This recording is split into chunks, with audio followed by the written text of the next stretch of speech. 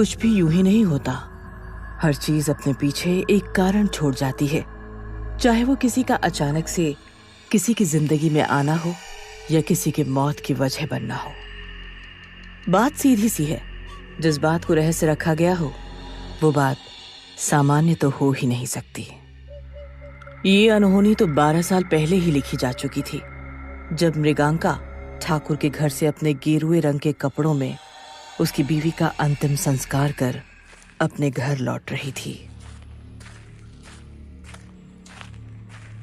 मायापुर गांव के लोग उसे दूरी बनाकर रखते थे, लेकिन उसे ताने मारने से बाज भी नहीं आते थे। रास्ते में उसे देखकर एक तरफ से आवाज आई, ये जब से आई है इस गांव में औरतें कुछ ज्यादा ही मरने लगी हैं।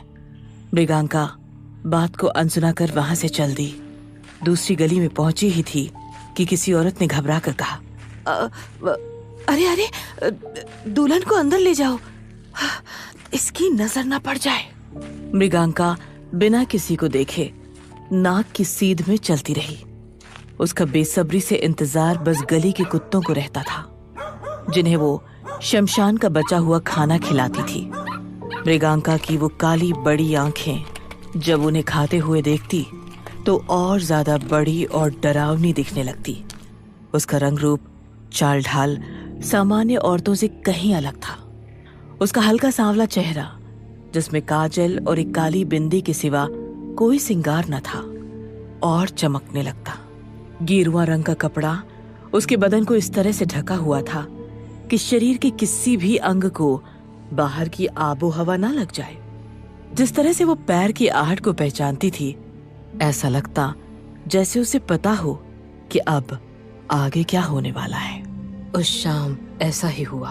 अचानक से कुत्तों ने खाना छोड़ भौंकना शुरू किया और कूड़े के ढेर को अपने पंजे से बिखेरने लगे। जैसे जैसे कूड़ा बिखरता, मौसम एक खौफनाक सी करवट लेने लगता। तभी मृगांका को किसी बच्ची के रोने की आवाज आई। मृगांका भौचक्की रह गई।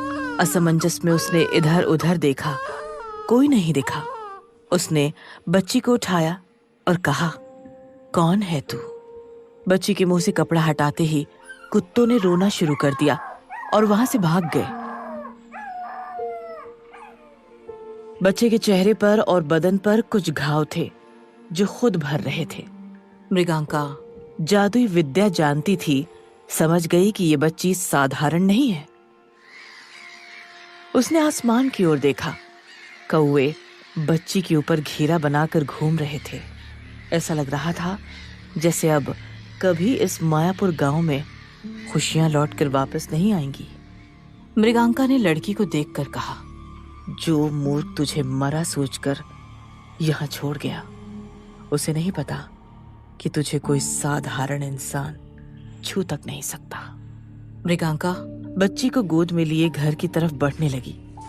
कुछ अजीब तो था उस बच्ची के चेहरे में, जिसने मृगांका जैसी बेखौफ दिखने वाली औरत को भी कुछ देर के लिए भयभीत कर दिया था। काले बादल छटने का नाम नहीं ले रहे थे। मायापुर के लोग मौसम से बचने के लिए घर के अंदर भाग रहे थे।